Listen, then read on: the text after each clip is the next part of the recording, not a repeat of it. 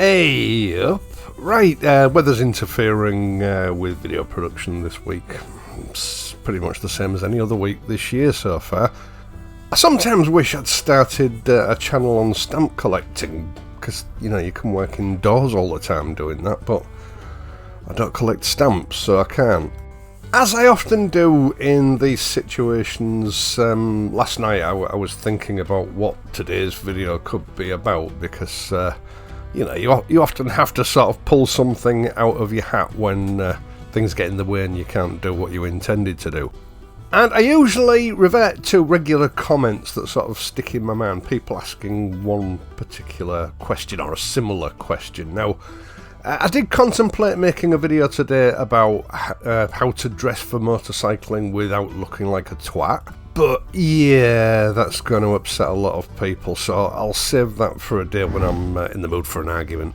But there is another question that keeps cropping up that I think I've sort of gone blind to it, to be honest. It happens so frequently that I've just learned to ignore it, and that is a comparison between the new Classic 350 REborn and the old Classic 500, both of which I have in my garage and both of which I've ridden extensively, and both of which I have very strong opinions on. And it sort of centres around a lot of people, the wanting one of the classics, but, you know, they don't know whether to get a Classic 350 REborn because they're a very reasonably priced motorcycle, but they've also sort of come across a Classic 500 at a reasonable price locally, and they can't make their minds up on which to go for. Now, obviously, the draw of the old Classic 500 is that, you know, it is a proper classic in a lot of ways.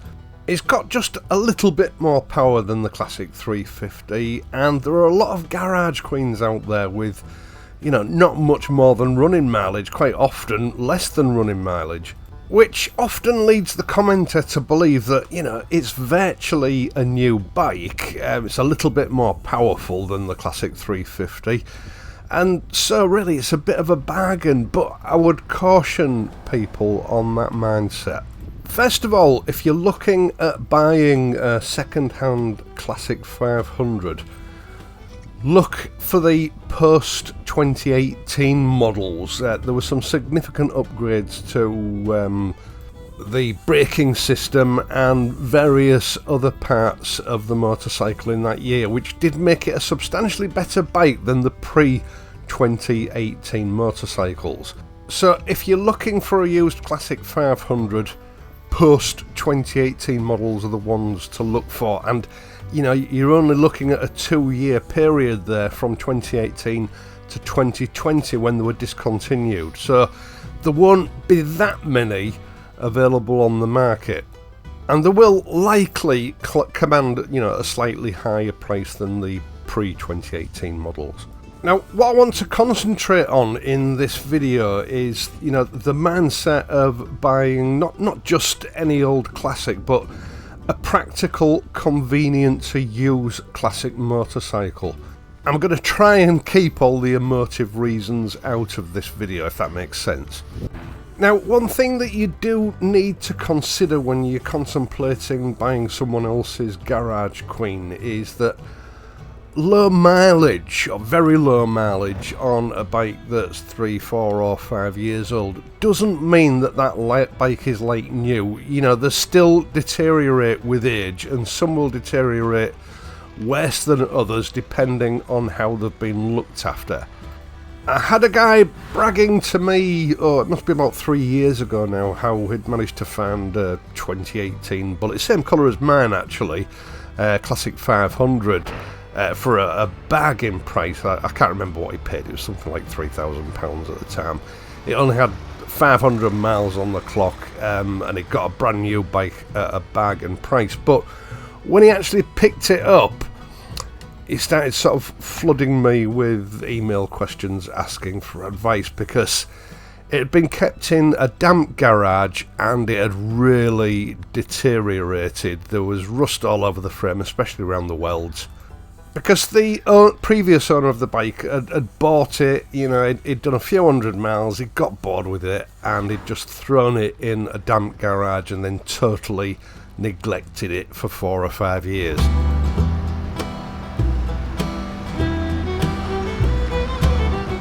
Now, that wasn't the fault of the bike. I mean, my Classic 500 is currently, it's 4 years old now, 5 years old, no, 4 years old.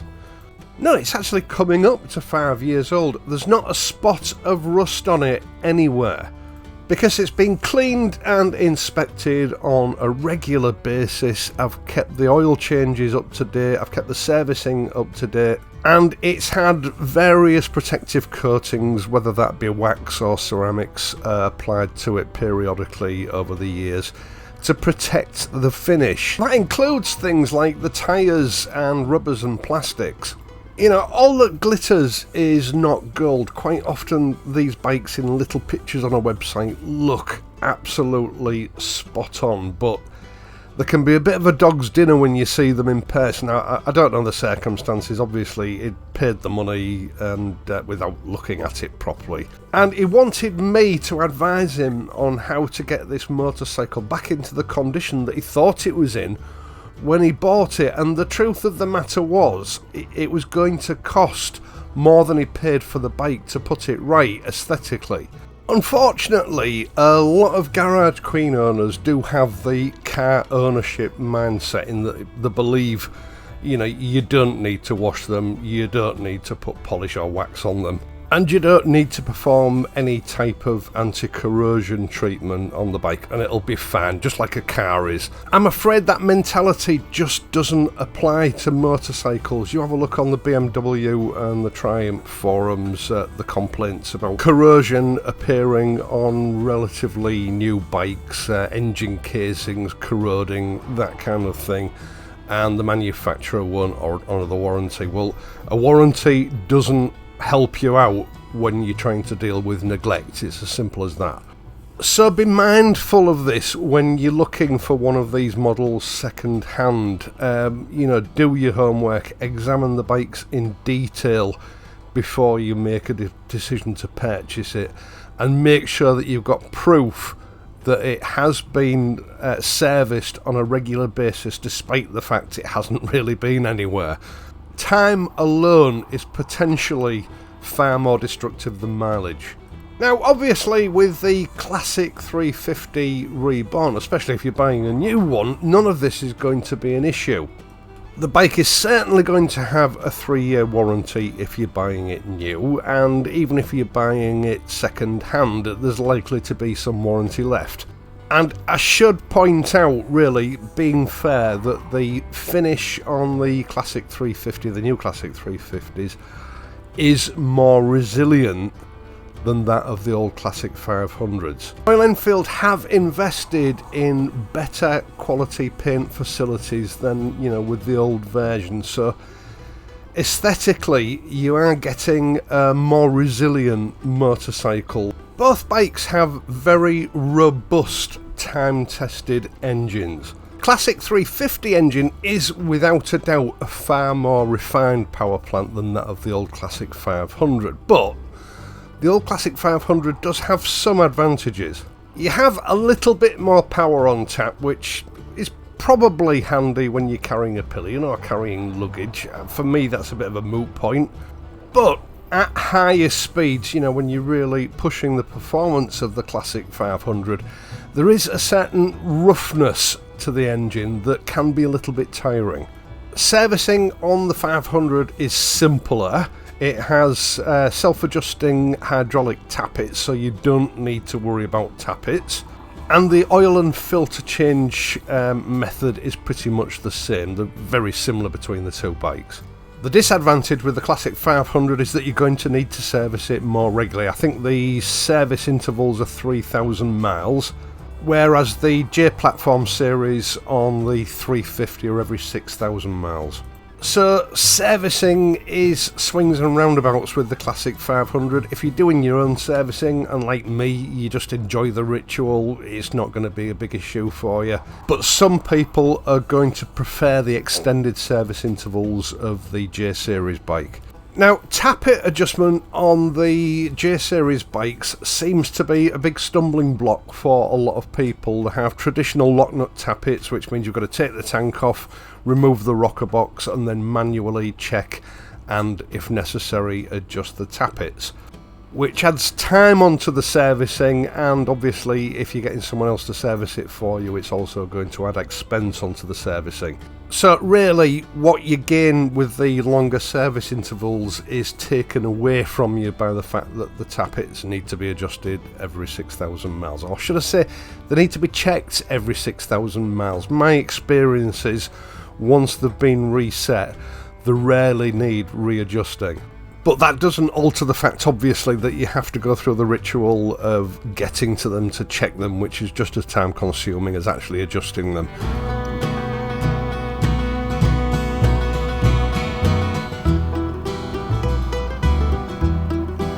Now, while we're on the subject of the tappets on the J Series bikes, I've been getting a lot of comments from people lately telling me that Royal Enfield have changed the service schedule and that they don't need checking and adjusting at the first 300 miles as it was before.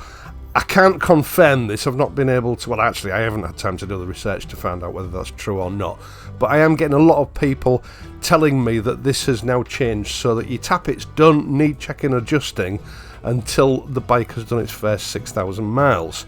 Now usually they need checking in the first few hundred miles because the material or the metal used for the valve seats compresses initially as it hardens up, so your valve adjustment sort of gap changes, it usually closes up, which can be a problem for the bike, and then once you've reset it, it doesn't alter anymore after that sort of initial reset.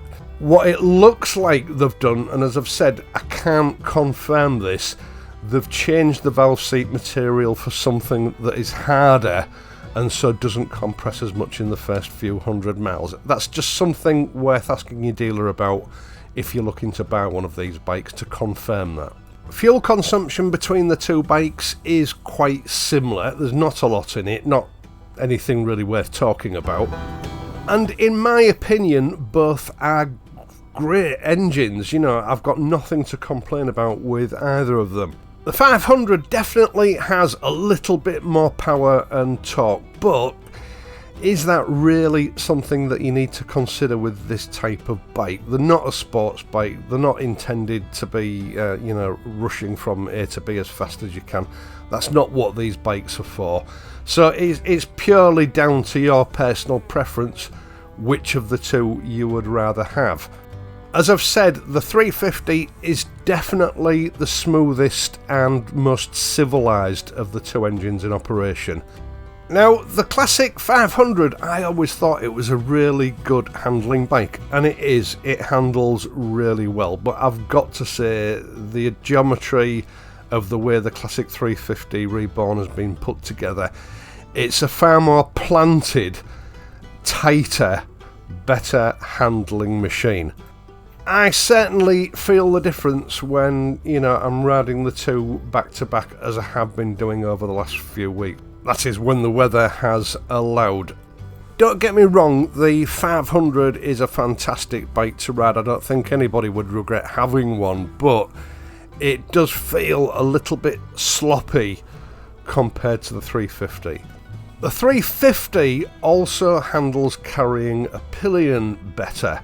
It manages the extra weight effortlessly, and it goes without saying the little few extra horses that you've got on the 500 do handle it even better. But the bike doesn't. The classic 350 feels more spacious and comfortable than the classic 500 does with a pillion on board. You do feel a bit cramped with a pillion on the classic 500. In fact, the 500, as silly as it might sound, feels like a smaller bike when you're riding it compared to the 350. You definitely feel a bit of frame flex from time to time, which isn't a problem, it's just the way the bike's designed, but you definitely feel it occasionally. None of that is evident on the 350, and the 350's suspension is substantially better. And on the whole, I feel like the classic 350 is a better put together bike. It's more cohesive.